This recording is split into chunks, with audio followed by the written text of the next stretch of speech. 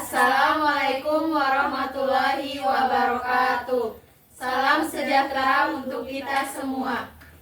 Perkenalkan, kami dari kelas 634A01 dari kelompok 2. Saya Rika Sara sebagai ketua dengan NIM 632305351. Saya Marcelina Sustri Kudin dengan NIM 632300503. Saya Clarita Meo dengan NIM 632300132. Saya Rosalina dengan NIM 632300066. Saya Binanggina Lubis dengan NIM 632300277. Berikut adalah video tugas project based learning kami untuk mata kuliah penganggaran perusahaan. Terima kasih, selamat menyaksikan. Kami akan melaporkan hasil analisis laporan keuangan PT Adikarya Tbk pada tahun 2019 sampai 2023 dalam sektor pemasaran. Yang pertama, di sini adalah latar belakang. Dalam dunia bisnis yang kompetitif, laporan keuangan menjadi alat penting untuk menilai kinerja dan kesehatan finansial perusahaan. PT Adikarya Tbk adalah perusahaan BUMN yang bergerak di sektor konstruksi dan berperan besar dalam pembangunan infrastruktur nasional. Analisis laporan keuangan, khususnya di sektor pemasaran, diperlukan untuk memahami aktivitas perusahaan dalam menghasilkan pendapatan selama periode 2019 sampai 2023. Dengan memahami tren dan performa keuangan, pihak internal maupun eksternal dapat membuat keputusan strategis yang lebih tepat. Kedua, ada rumusan masalah. Berdasarkan latar belakang yang telah disampaikan, berikut adalah rumusan masalahnya. Yang pertama, bagaimana kinerja keuangan sektor pemasaran PT Adikarya Tbk selama periode 2019 sampai 2023 berdasarkan laporan keuangan perusahaan. Dan yang kedua, bagaimana strategi pemasaran PT Adikarya Tbk pada periode 2019 sampai 2023 dan pengaruhnya terhadap kinerja perusahaan. Dan yang ketiga, apa keunggulan kompetitif PT Adikarya Tbk dalam hal pemasaran dibandingkan dengan perusahaan konstruksi selama periode tersebut. Yang ketiga, di sini ada tujuan. Tujuan dibagi menjadi 4 bagian. Dan yang pertama, untuk menganalisis kinerja keuangan terkhusus pada sektor pemasaran PT Adikarya Tbk selama periode 2019 sampai 2023 berdasarkan laporan keuangan perusahaan. Dan kedua, untuk mengkaji strategi pemasaran yang diterapkan PT Adikarya Tbk pada periode 2019 sampai 2023 serta pengaruhnya terhadap kinerja. Dan yang ketiga, untuk mengidentifikasi faktor-faktor apa saja yang mempengaruhi kinerja keuangan pada PT Adikarya Tbk. Dan yang keempat, untuk mengidentifikasi keunggulan kompetitif PT Adikarya Tbk dalam hal pemasaran dibandingkan dengan perusahaan konstruksi lainnya selama periode 2019 sampai 2023. Dan keempat, ada manfaat. Manfaat dibagi menjadi 2 bagian. Yang pertama, manfaat bagi penelitian. Itu manfaat bagi penulis, yaitu sebagai bahan pembelajaran dan penambah wawasan dalam memahami analisis laporan keuangan terutama pada sektor pemasaran dan strategi pemasaran perusahaan. Dan yang kedua, manfaat bagi pembaca, yaitu untuk memberikan pemahaman mengenai kondisi keuangan dan bagaimana penjualan diperoleh dari hasil suatu strategi pemasaran pada perusahaan melalui analisis laporan keuangan, sehingga pembaca dapat lebih kritis dan terampil dalam menilai kinerja keuangan perusahaan. Selanjutnya akan dilanjutkan oleh rekan saya. Oke, saya akan menjelaskan bagian landasan teori dan juga profil singkat perusahaan PT Adikarya Tbk. Pertama, terlebih dahulu saya membahas mengenai bagian landasan teori. Di landasan teori ini ada 4 bagian. Yang pertama, analisis laporan keuangan membantu menilai kinerja perusahaan jadi dasar pengambilan keputusan manajerial. Yang kedua, tujuan laporan keuangan adalah memberikan informasi tentang posisi keuangan, kinerja dan arus kas untuk mendukung pengambilan keputusan ekonomi. Yang ketiga, Anggaran adalah rencana keuangan berisi estimasi pendapatan dan pengeluaran untuk periode tertentu dalam ukuran finansial.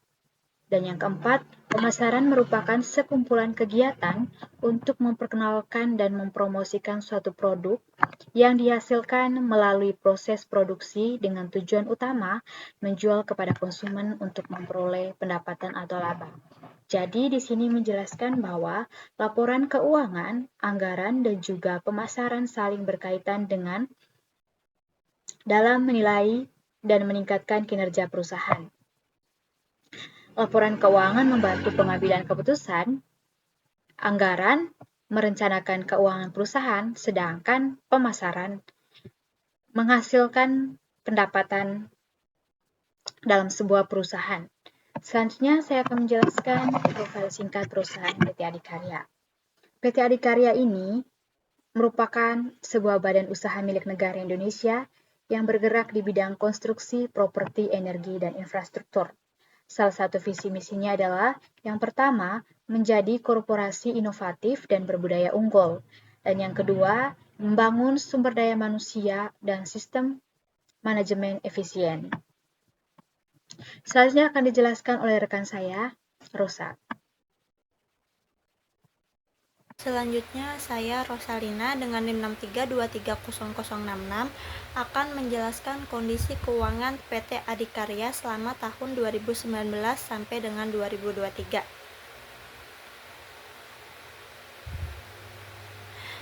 Berdasarkan tabel di atas, diketahui konstruksi dan energi pada PT Adikarya Persero Tbk periode 2019 sampai dengan 2023.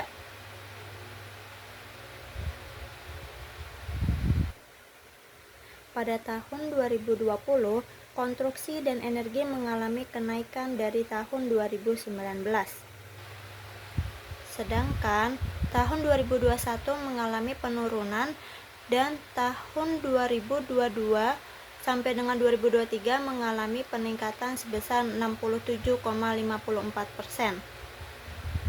Sedangkan CGAR dari 2019 sampai dengan 2013 mengalami peningkatan sebesar 28,73%. Selanjutnya di sini ada beban pokok pendapatan. Berdasarkan tabel di atas diketahui beban pokok pendapatan pada PT Adikarya Tbk periode 2019 sampai dengan 2023. Pada tahun 2020, beban usaha pendapatan mengalami penurunan dibandingkan tahun 2019. Selanjutnya, pada tahun 2021, beban pokok pendapatan mengalami peningkatan. Lalu pada tahun 2022 sampai dengan 2023 mengalami peningkatan 51,03%. Sedangkan CGAR dari tahun 2019 sampai dengan 2023 mengalami penurunan sebesar minus 7,54%. Selanjutnya akan dilanjutkan oleh rekan saya. Oke, di sini saya akan melanjutkan penjelasan dari rekan saya. Nomor 3, properti. Seperti yang kita ketahui, properti adalah harta atau benda yang akan menjadi hak milik si pemilik bisnis. Nah, kami di sini menguraikannya per tahun dari 2019 sampai 2023. Nah, untuk 2019 itu sebesar Rp1.767.321. Nah, untuk tahun 2020 itu sebesar Rp1.137.550. Ini mengalami penurunan dari tahun sebelumnya. Nah, untuk tahun 2021 itu sebesar Rp1.310.597 ini mengalami penurunan dari tahun 2019 dan mengalami kenaikan di tahun 2020. Nah, untuk selanjutnya di tahun 2022 itu sebesar Rp1.427.008. Ini mengalami peningkatan dari tahun 2021. Nah, untuk 2023 ini sebesar Rp956.741.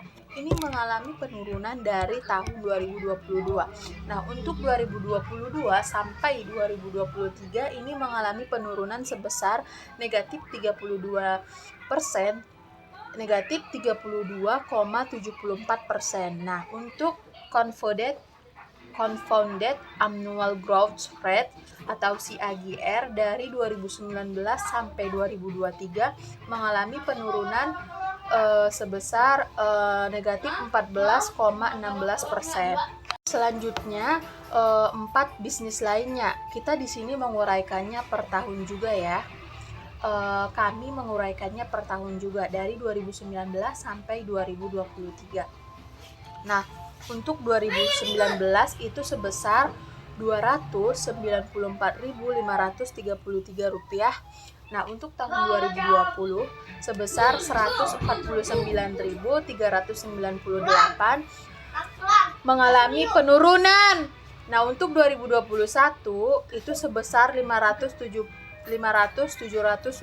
itu mengalami peningkatan. Nah, untuk 2022 itu sebesar Rp1.544.820 ini mengalami peningkatan dari 2021. Nah, untuk 2023 itu sebesar Rp1.907.442 mengalami peningkatan juga. Nah, untuk 2022 sampai 2023 mengalami peningkatan sebesar 23,47%. Nah, untuk Confounded Annual Growth Rate atau CAGR dari 2019-2023 mengalami peningkatan sebesar 59%, 59,52%.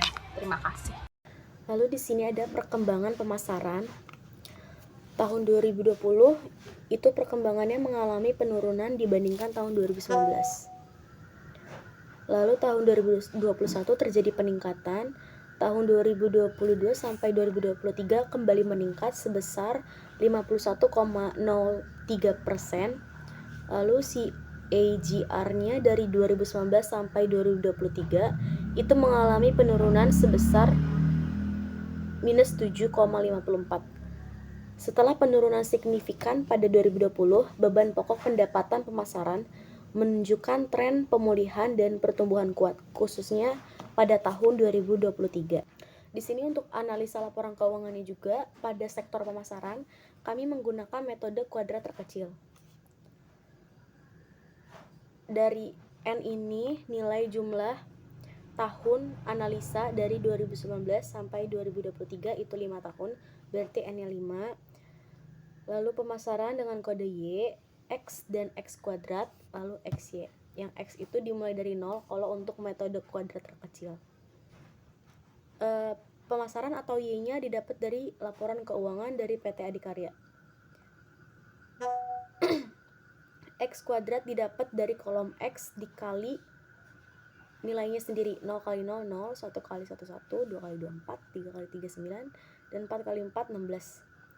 XY didapat dari Y kali X 12.971.907 dikali 0, lalu hasilnya 0 ditaruh di kolom XY.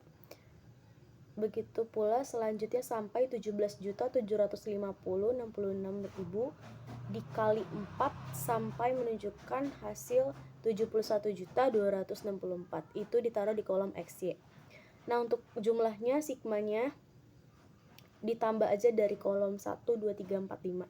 12 juta tambah 9 juta sampai 17.750.66, hasilnya 61.340.710. Untuk yang X-nya juga 0 tambah 1 tambah 2 hasilnya 10 sampai bawah. X kuadrat sama dari 0 sampai 16 ditambahkan aja. Untuk X-nya juga sama dari 0 sampai 71 juta ditambah hingga mendapatkan nilai 134.898.491. Untuk metode kuadrat terkecil itu harus menentukan nilai B dulu baru bisa menentukan nilai A. Untuk mencari nilai B dengan rumus N sigma XY dikurang sigma X kali sigma Y dibagi atau per N sigma X kuadrat dikurang sigma X kuadrat. dapat dimasukin aja nilai-nilai yang udah ada di tabel mengikuti rumus. N-nya berapa? 5, masukin kali sigma X kuadratnya 134, masukin hingga menemukan nilai B 1,221.707,1. Baru setelah dapat nilai B-nya, cari nilai A-nya. Untuk nilai A-nya rumusnya sigma Y kurang N kurang B sigma X per N. Masukin lagi nilai-nilainya yang udah ada di tabel dan sudah ada di nilai B tadi sesuai rumus, sehingga menghasilkan nilai A 9.824.727. Jadi persamaan garis lurus metode kuadrat terkecilnya itu A plus BX. Untuk forecasting tahun 2024 ditambahkan aja sesuai persamaan garis lurusnya, itu A plus BX itu yang A-nya berarti yang 9.824.727 ditambah B-nya yang 1.221.000 kali 10. Untuk yang X-nya tadi jumlah yang ada di tabel 10. Yang 1 juta ini dikali 10 dulu, baru ditambahkan yang 9.824 sehingga menghasilkan nilai 22.041.798. Lalu untuk metode yang kedua menggunakan regresi linear sederhana.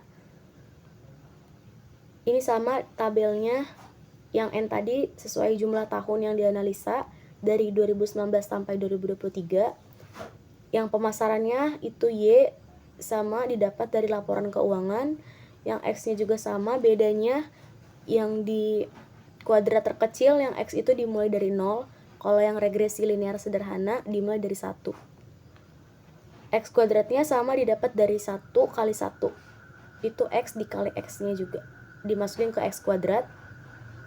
Lalu yang XY-nya masih sama, itu didapat dari Y kali X, ditaruh ke kolom XY. Yang jumlahnya dari atas kolom pertama sampai kolom 5 ditaruh di bawahnya jumlahnya. Sehingga menghasilkan dengan jumlah pemasarannya di 5 tahun 61.340.710, X-nya 15, X kuadratnya 55, dan total dari XY-nya 196.239.201.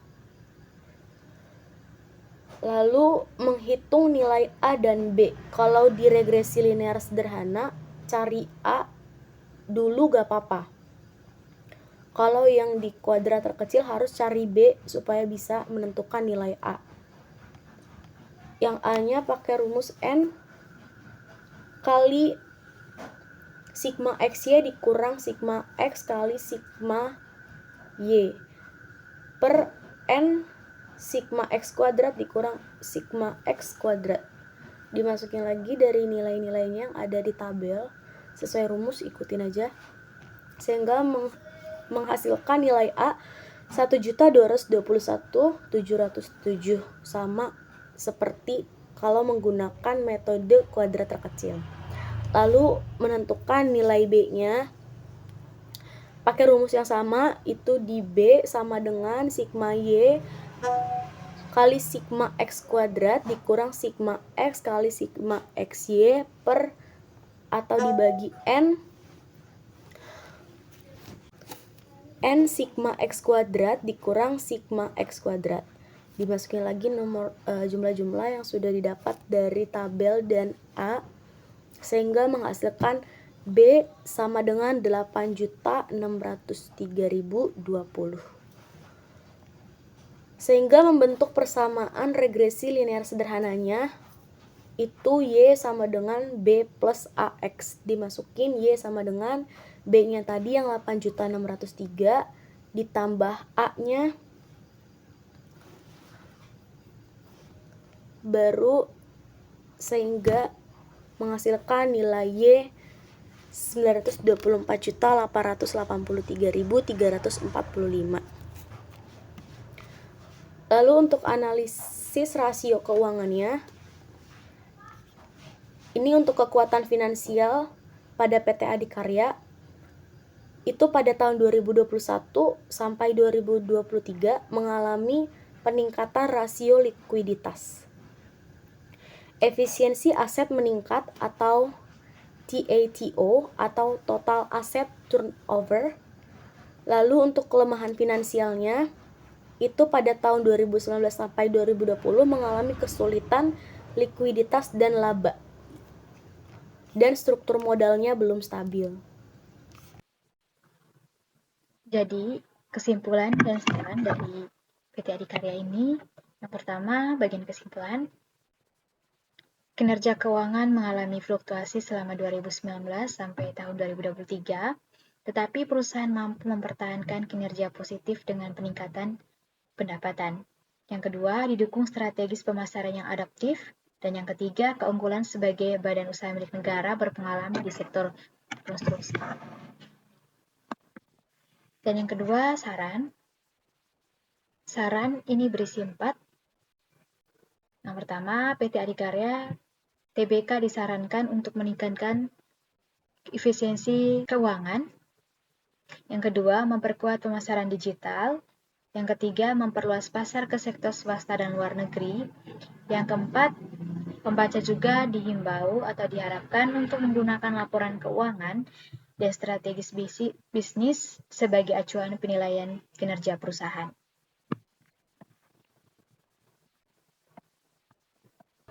Jadi, dari hasil kesimpulan dan saran ini menunjukkan bahwa kinerja PT Adikarya ini cukup baik pada tahun 2019 sampai 2023 dengan pendapatan yang terus meningkat dan strategi pemasaran yang adaptif.